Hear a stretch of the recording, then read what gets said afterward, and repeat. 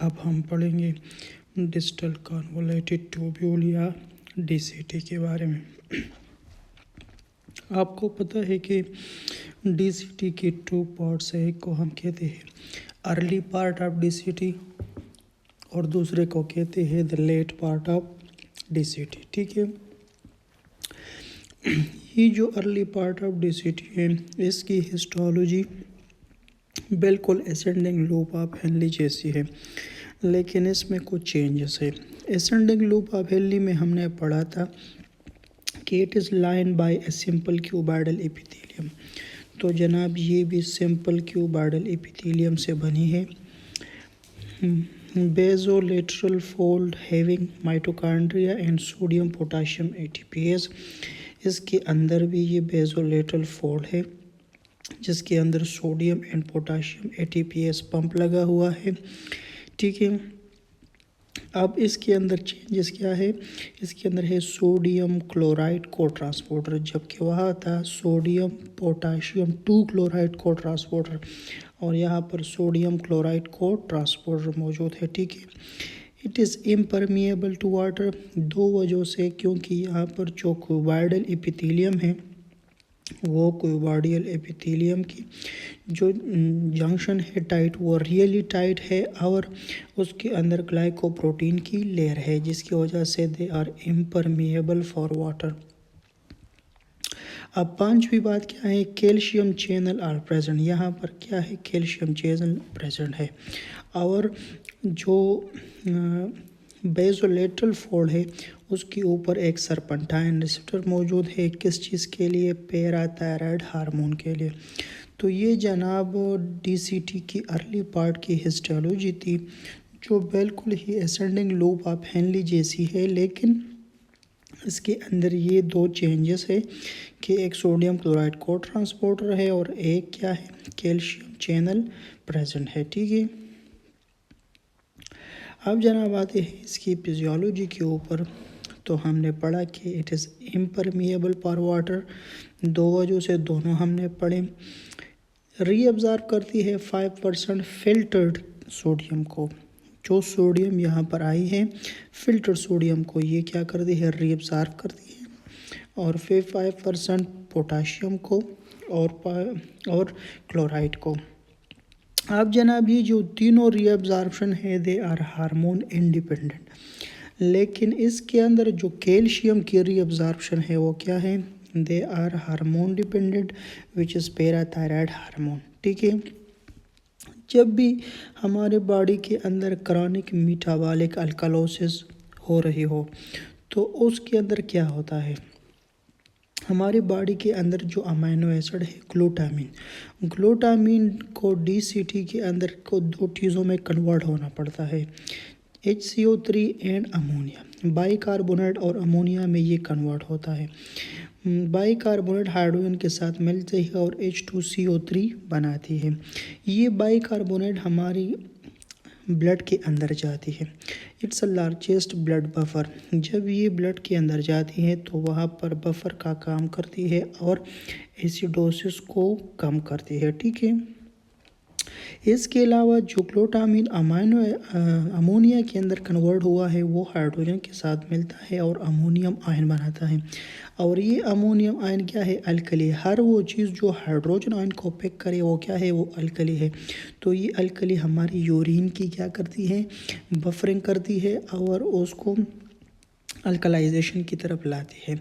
और ब्लड के अंदर जो है वो बाइकार्बोनेट है और यूरिन के अंदर अमोनिया है और सेल के अंदर इंट्रासेलुलर जो है वो ऑक्सी हेमोग्लोबिन है। ये लार्जेस्ट बफर है हमारे बॉडी के अंदर। ठीक है, अब आते हैं जनाब इसकी फार्माकोलॉजी की तरफ। तो हमने पढ़ा था कि अर्ली पार्ट ऑफ डीसीटी पर थायजाइड डायरेटिक्स काम करते हैं। थायजाइड डायरेटिक्स का एक निमोनिक था हेम्ब की मतलब क्या है? H से हाइड्रोक्लोरोथायजाइड, I से इंडापामाइड, M से मीथालोजोन, B से बेंट्रोफ्लूमीथायजाइड। अब इनका मैकेनिज्म ऑफ एक्शन आपके सामने है कि ये क्या करती है?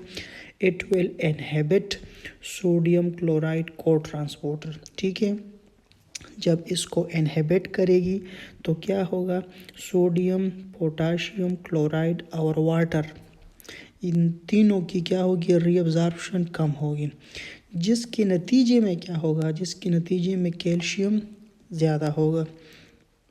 फॉर एग्ज़ाम्पल ये सेल है, ठीक है, यहाँ से आपने सोडियम को निकाल दिया, सोडियम एक पॉजिटिव चार्ज है, तो यहाँ पर पॉजिटिव चार्ज कम हो गई। अब इसी पॉजिटिव चार्ज को फुलफिल करने के लिए कौन आएगा, कैल्शियम आएगा। तो इसी वजह से थायज़ाइड डायरेटिक्स जो है सोडियम क्लोराइड को ट्रांसपोर्टर को जब ब्लॉक करता है तो sodium, potassium chloride and water को डिक्रीज़ करता है, उसके नतीजे में कैल्शियम क्या होता है, इंक्रीज़ होता है, ठीक है। अब हमारी किडनी के अंदर नेफ्रॉन में दो ऐसी जगह है जिसको हम डाइल्यूटिंग सेगमेंट कहते हैं, जहाँ पर यूरिन हमारी डाइल्यूट होती है। एक एसेंडिंग लूप हिलनी है और दूसरी है अर्ली पार्ट ऑफ DCT, ठीक है। तो अगर आपसे कोई पूछे कि the maximum dilute urine will be seen at the level of which part of nephron, it is macula densa cell और अर्ली पार्ट ऑफ DCT। तो अर्ली पार्ट ऑफ DCT के अंदर मैक्सिमम डाइल्यूट यूरिन प्रेजेंट होती है, ठीक है। अब जनाब आते हैं थायज़ाइड डायरेटिक्स के साइड इफ़ेक्ट के ऊपर, ठीक है। तो इट विल काज हाइपोनेट्रीमिया, ठीक है। फिल्टर्ड सोडियम की रीअब्जॉर्प्शन नहीं होगी, वाटर की रीअब्जॉर्प्शन नहीं होगी, पोटाशियम की रीअब्जॉर्प्शन नहीं होगी, ऑलरेडी हम जानते हैं कि हाइपोनेट्रीमिया होगा, हाइपोकेलीमिया होगा, गाउट होगा, ठीक है, और हाइपरकैल्सीमिया होगा, ठीक है, ये भी हमने पढ़ा। हाइपोवॉल्यूमिया होगी, ये भी हमने पढ़ी। हाइपोटेंशन होगा, ये भी हमने पढ़ा है। कंस्ट्रिक्शन मेटाबॉलिक अल्कलोसिस, ये भी हमने पढ़ा है। Allergy, it's belong to the sulfa group, ये भी हमने पढ़ा है। अब एक बात जो हमने नहीं पढ़ी वो क्या है, वो है हाइपरग्लाइसीमिया, कि thiazide diuretics will lead to hyperglycaemia. अब ये किस तरह हाइपरग्लाइसीमिया काज कर सकती है, देखिए आप, ये एसोफेगस, दिस स्टमक, और स्टमक के नीचे क्या है, ये पेनक्रियास है जो डोडेनम से लगा हुआ है। पेनक्रियास के अंदर सेल है अल्फ़ा 1। अल्फ़ा 1 सेल का काम क्या है, ये ग्लूकोज की ब्रेक डाउन करता है। थायज़ाइड डायरेटिक्स क्या काम करता है, थायज़ाइड डायरेटिक्स आता है और अल्फ़ा 1 सेल को इनहिबिट करते हैं। जब ये अल्फ़ा 1 सेल को इनहिबिट करेंगे तो यहाँ पर ग्लूकोज की ब्रेक डाउन नहीं होगी, जिसकी वजह से क्या होगा, जिसकी वजह से ग्लाइसीमिया और भी बढ़ेगा, जिसे हम कहेंगे हाइपरग्लाइसीमिया। तो थायज़ाइड डायरेटिक्स अल्फ़ा 1 को, जहाँ से क्या होती है, जहाँ से इंसुलिन रिलीज़ होती है, ठीक है। तो थायज़ाइड डायरेटिक्स इंसुलिन की रिलीज़ को कम करेगा। जब भी इंसुलिन की रिलीज़ कम होगी तो ग्लूकोज की मिक़दार हमारी बॉडी में बढ़ेगी। तो thiazide diuretics will lead to hyperglycaemia, ठीक है। लेकिन इसके अंदर ये क्या है कि ये एक एब्सोल्यूट कॉन्ट्राइंडिकेशन नहीं है, ठीक है।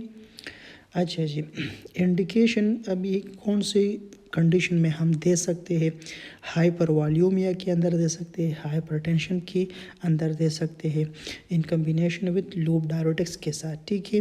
अब इसकी कॉन्ट्राइंडिकेशन क्या है, कॉन्ट्राइंडिकेशन ये है कि ये हम हाइपोनेट्रीमिया में नहीं दे सकते, हाइपोवॉल्यूमिया में नहीं दे सकते, हाइपोटेंशन में नहीं दे सकते, क्योंकि ऑलरेडी इसकी क्या है, साइड इफ़ेक्ट है। एलर्जी टू सल्फर ड्रग्स में नहीं दे सकते, हाइपरग्लाइसीमिया में नहीं दे सकते, लेकिन ये एब्सोल्यूट नहीं है, ठीक है। आप जनाब आते हैं इसके पैथोलॉजी के ऊपर। इसकी पैथोलॉजी जो है उसके अंदर एक सिंड्रोम इन्वॉल्व है जिसे हम जेटलमैन सिंड्रोम कहते हैं। जेटलमैन सिंड्रोम ये एक जेनेटिक डिसऑर्डर है जिसके अंदर क्या होती है, सोडियम क्लोराइड को ट्रांसपोर्टर के ख़िलाफ़ क्या होती है, डिस्ट्रक्शन होती है और वो एबनॉर्मल हो जाता है, ठीक है। ये एक एंजाइमेटिक प्रोटीन डिफेक्ट है, तो ये एडल्टहुड में प्रेजेंट होगी, ठीक है। इसकी जो क्लिनिकल फीचर है वो क्या है, हाइपोनेट्रीमिया, हाइपोटेंशन, हाइपोकेलीमिया, हाइपरकैल्सीमिया। इसकी जो तमाम क्लिनिकल फीचर्स है वो थायज़ाइड डायरेटिक्स के साइड इफ़ेक्ट से मिलते हैं। जहां हमने पढ़ा कि ये क्या करती है, ये हाइपोनेट्रीमिया काज करती है, ये हाइपोकैलीमिया काज करती है, ये हाइपरकैल्सीमिया काज करती है, गाउट काज करती है। इसकी जो तमाम साइड इफ़ेक्ट है they are the clinical features of gentleman, यानी आप एक को याद करके दोनों के मज़े ले सकते हैं, ठीक है। अब जनाब आते हैं the late part of DCT. Early part of DCT के ऊपर हमने थोड़ी बहुत डिस्कशन की। अब आते हैं जनाब लेट पार्ट ऑफ डिसीटी की हिस्टोलॉजी को अगर हम देखें तो इसके अंदर दो किस्म के सेल है, एक को कहते हैं प्रिंसिपल सेल्स, दूसरे को कहते हैं इंटरकलेटेड सेल। ये क्या है, ये प्रिंसिपल सेल है और ये इंटरकलेटेड सेल है, ठीक है। प्रिंसिपल सेल के ऊपर क्या है, प्रिंसिपल सेल के ऊपर रिसेप्टर फॉर एडीएच है, ठीक है। क्या है, एडीएच के रिसेप्टर है। अगर आप इधर देखें तो ये प्रिंसिपल सेल है, तो प्रिंसिपल सेल के ऊपर एंटी डाययूरेटिक हार्मोन के लिए एक रिसेप्टर है, ठीक है, जिसको हम सरपेंटाइन रिसेप्टर के नाम से जानते हैं, ठीक है। फिर जनाब आप देखिए यहाँ पर क्या है, वेजिकल है। वेजिकल के अंदर क्या है, एक्वाप्योरिन्स है, ठीक है। रिसेप्टर पर एल्डोस्टेरोन है। अगर आप इधर देखें तो ये क्या है, एल्डोस्टेरोन के रिसेप्टर है। एल्डोस्टेरोन के बारे में आपको मालूम है कि ये एड्रीनल ग्लैंड से रिलीज़ होती है और ये एक स्टेरॉयड हार्मोन है। तो स्टेरॉयड हार्मोन जितने भी है उनके लिए जो रिसेप्टर होते हैं या वो साइटोप्लाज्म के अंदर होते हैं और या वो न्यूक्लियस के अंदर होते हैं, ठीक है। अच्छा जी, और इसकी क्या है, basilar membrane is having sodium potassium ATPase. और इसकी जो बेसिलर मेम्ब्रेन है इसके ऊपर क्या है, सोडियम पोटाशियम एटीपीएस है, सोडियम पोटाशियम एटीपीएस है। Luminal membrane having sodium transporter and potassium transporter. जो इसका ल्यूमिनल मेम्ब्रेन है उसके ऊपर क्या है, सोडियम चैनल है और पोटाशियम चैनल है, ठीक है। तो जनाब इसकी हिस्टोलॉजी हमने इस तरह पढ़ी कि इसके ऊपर एडीएच के रिसेप्टर है, साइटोप्लाज्म के अंदर एल्डोस्टेरोन के रिसेप्टर है, वेजिकल कंटेन एक्वाप्योरिन्स, और क्या है, इसके जो बेसिलर मेम्ब्रेन है उसके ऊपर सोडियम पोटाशियम एटीपीएस है, और दूसरे साइड पर क्या है, पोटाशियम और सोडियम ट्रांसपोर्टर है, ठीक है। अब ये जो एक्वाप्योरिन्स है, एक्वाप्योरिन्स क्या करती है, aquaporin is responsible for the water reabsorption, ठीक है। जिसको कौन स्टिमुलेट करता है, जिसको एडीएच स्टिमुलेट करता है, ठीक है। अब जनाब ये जो सोडियम और पोटाशियम को ट्रांसपोर्टर है, ठीक है। ये जो सोडियम चैनल और पोटाशियम चैनल है ये क्या करती है, ये पोटाशियम निकालती है और ये सोडियम को रीअब्जॉर्ब करती है, ठीक है। अब आते हैं जनाब इंटरकलेटेड सेल के ऊपर, ठीक है। अल्फा इंटरकलेटेड सेल के अंदर क्या है, रिसेप्टर फॉर एल्डोस्टेरोन। तो एल्डोस्टेरोन के लिए रिसेप्टर वहाँ पर प्रिंसिपल सेल के अंदर भी था और क्या है, और इंटरकलेटेड सेल के अंदर भी है, ठीक है। आप और इसके अंदर क्या है, कार्बोनिक एनहाइड्रेस है। आपको पता है कि कार्बोनिक एनहाइड्रेस की फंक्शन क्या है, ये कार्बन डाइऑक्साइड और वाटर को कंबाइन करती है और उससे हाइड्रोजन और बाइकार्बोनेट बनाती है, ठीक है। फिर सोडियम और पोटाशियम एटीपीएस के ज़रिए हाइड्रोजन बाहर निकलती है और पोटाशियम अंदर आती है, ठीक है। इससे पहले भी हमने पढ़ा था कि बहुत सी जगह पर जैसे पीसीटी के ऊपर बाइकार्बोनेट बनती थी, मगर वो बाइकार्बोनेट दोबारा यूरिन के साथ मिल जाती थी। लेकिन यहाँ पर जो बाइकार्बोनेट मिलती है ये हमारे ब्लड की ओरिजिनल बाइकार्बोनेट है। जो बाइकार्बोनेट हम मेजर करते हैं कि जैसे 22 से लेकर 28 मिली इक्विवेलेंट पर डिसीलीटर, तो ये जो बाइकार्बोनेट है ये यहाँ से जो आई है ये हमारी ब्लड की एक्चुअल बाइकार्बोनेट है, ठीक है। और जब भी आप जब भी कोई पेशेंट रीनल फेलियर का होगा तो उसके लेट पार्ट ऑफ डिस्ट्रिक्ट के ऊपर बाइकार्बोनेट नहीं बनेंगे। जब बाइकार्बोनेट सिंथेसाइज नहीं होगी तो ये क्या होगी, इसकी वैल्यू डिक्रीज़ होगी। जब डिक्रीज़ होगी तो बॉडी के अंदर एसिडिटी बढ़ेगी, ठीक है। ये हम इंशाल्लाह रीनल फेलियर के बारे में के अंदर भी पढ़ेंगे, एसिड बेस बैलेंस के अंदर भी पढ़ेंगे। तो इधर आप ये बात याद रखिए कि यहाँ पर लेट पार्ट ऑफ डीसीटी के अंदर जो बाइकार्बोनेट बनती है ये एक्चुअली हमारी ब्लड की बाइकार्बोनेट है, ठीक है। अब आते हैं जनाब इसकी फिजियोलॉजी के ऊपर। तो फिजियोलॉजी जनाब इसकी इस तरह है कि एल्डोस्टेरोन जो है वो प्रिंसिपल सेल के अंदर ही क्या है, सोडियम को रीअब्ज़ॉर्ब करता है और वाटर को रीअब्ज़ॉर्ब करता है। ये बातें आपको बहुत सी किताबों में मिलेगी, ठीक है, लेकिन वहाँ पर जो है ये डायरेक्ट बात लिखी हुई होती है, जबकि असल में ये थोड़ी लंबी है ये बात। सबसे पहले जब एल्डोस्टेरोन आता है, एल्डोस्टेरोन क्या करता है, aldosterone sodium potassium chloride in चीज़ों के रीअब्ज़ॉर्प्शन ज़्यादा करता है, जिसकी वजह से वो क्या होती है, सीरम ऑस्मोलैरिटी बढ़ती है। जब सीरम ऑस्मोलैरिटी बढ़ती है वहाँ पर एडीएच रिलीज़ होता है। जब एडीएच रिलीज़ होता है तो ये एक्वा प्योरिन्स को इंक्रीज़ करता है और एक्वा प्योरिन के ज़रिए क्या होती है, वाटर आर रीअब्ज़ॉर्ब। और हमारे बॉडी के अंदर एक ऐसी पैथोलॉजी भी है जो एक्वा प्योरिन को ज़्यादा करती है, ठीक है, जहाँ क्या करती है, एक्वा प्योरिन को ज़्यादा करती है प्रिंसिपल सेल के ऊपर, और जिसके नतीजे में क्या होता है, जिसके नतीजे में हाइपोनेट्रीमिया होता है, ठीक है।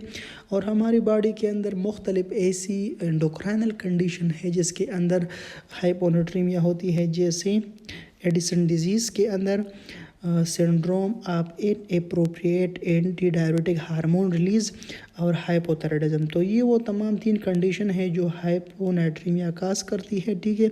और एक्वा प्योरिन के नंबर को बढ़ाने के लिए जो डिजीज़ है वो है हाइपोथायराइडिज्म, ठीक है। तो एल्डोस्टेरोन प्रिंसिपल सेल के ऊपर सोडियम और वाटर की रीअब्जॉर्प्शन करता है और इंटरकलेटेड सेल के ऊपर पोटाशियम और हाइड्रोजन की सिक्रीशन करता है, ठीक है।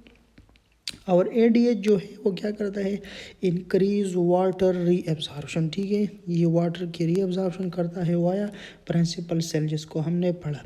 अब जनाब बात इसके फार्माकोलॉजी के ऊपर, तो फार्माकोलॉजी क्या है, ये पोटाशियम स्पेयरिंग डायरेटिक्स है जो सोडियम चैनल को ब्लॉक करती है, अमाइलोराइड ट्राइमेट्रान जो प्रिंसिपल सेल के ऊपर सोडियम को चैनल को ब्लॉक करती है और जिसके नतीजे में हाइपरकैलेमिया होता है, ठीक है।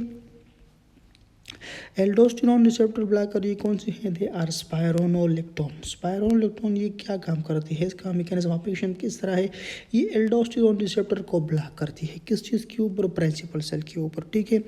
और अल्फा इंटरकलेटेड सेल के ऊपर लेट पार्ट ऑफ डिसिटिन, यानी एल्डोस्टेरोन के रिसेप्टर को दोनों सेल्स के ऊपर क्या करती है, ब्लॉक करती है।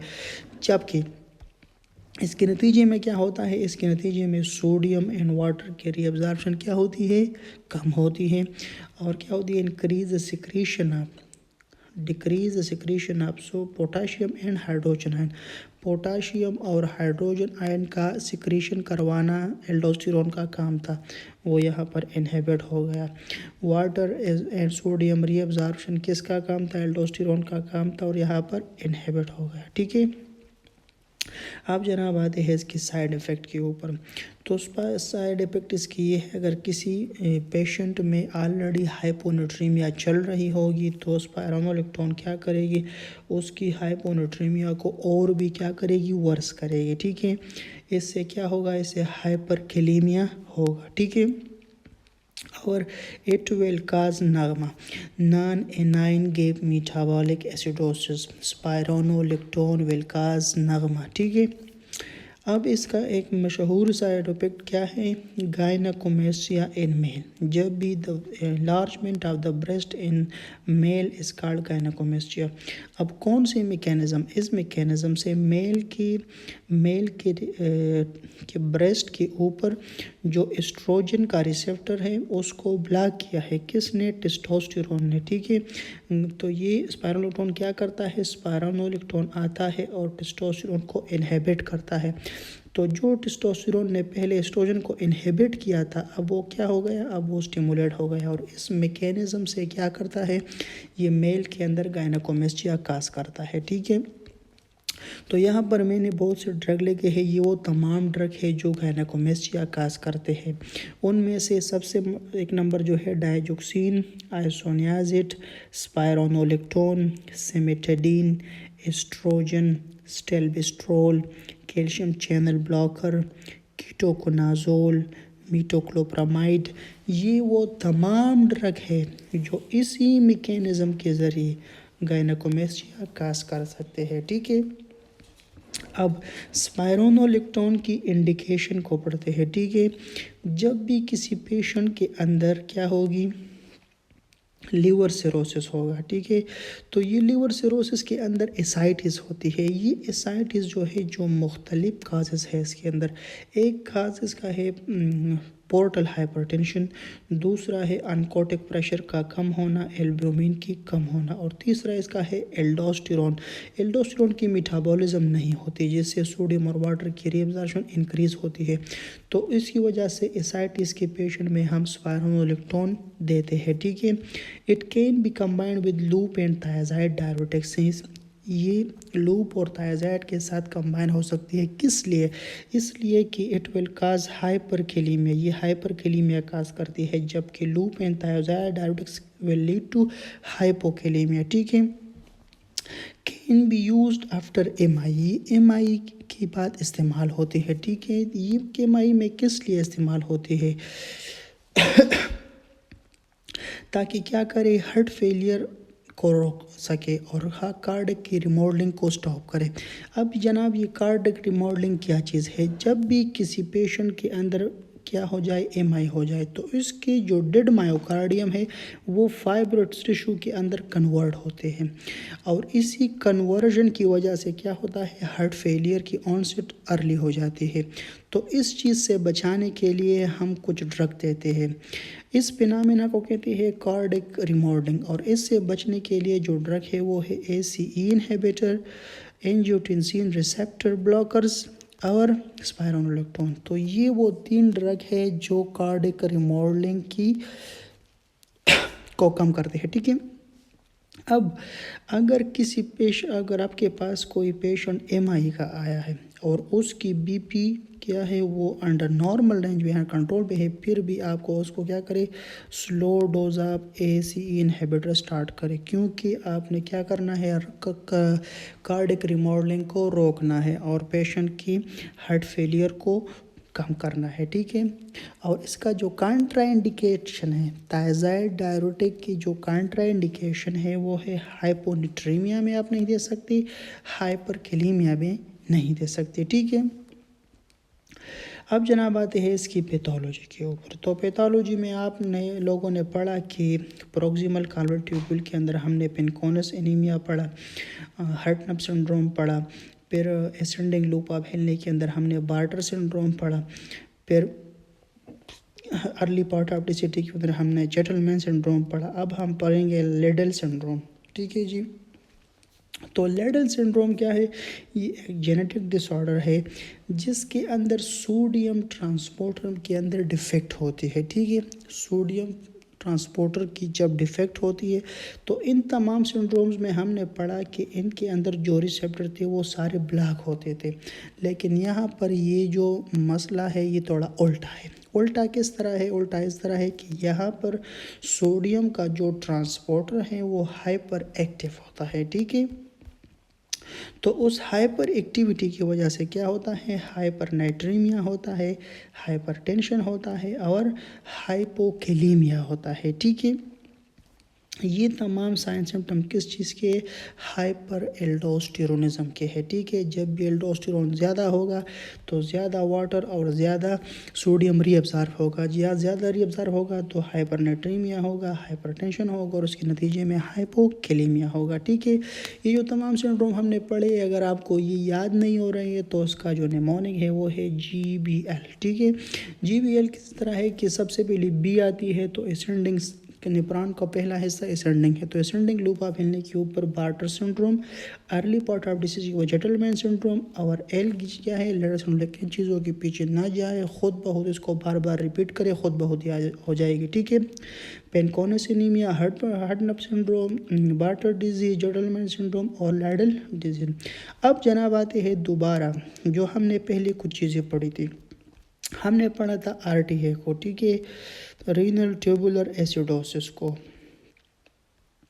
अब जनाब उसको दोबारा पढ़ते हैं। हमने कहा था कि आप ज़रा इसको देख ले, हम दोबारा भी इसको पढ़ते हैं। अब आपको RTA की समझ आएगी, ठीक है। हमने पढ़ा था कि RTA रीनल ट्यूबुलर एसिडोसिस, इसकी 3 टाइप्स है, टाइप 1, टाइप 2 एंड टाइप 4। ये जो टाइप 2 है ये पीसीटी के अंदर है, लेकिन जो टाइप 1 और 4 है ये लेट पार्ट ऑफ डीसीटी की डिजीज़ है।